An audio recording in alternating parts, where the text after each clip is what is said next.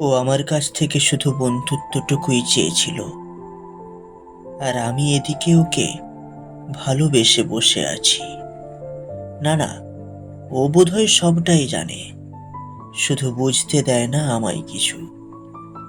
আমি চাইলেই কিন্তু সবটা বলতে পারি ওকে, কিন্তু ওই যে তাকে হারানোর ভয় আমিও যে পাই।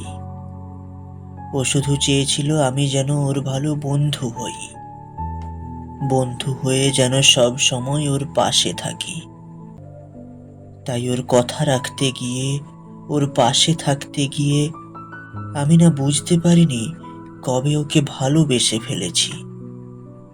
তবে এই ভালোবাসার কোনো গুরুত্ব যে ওর কাছে নেই তা আমি জানি।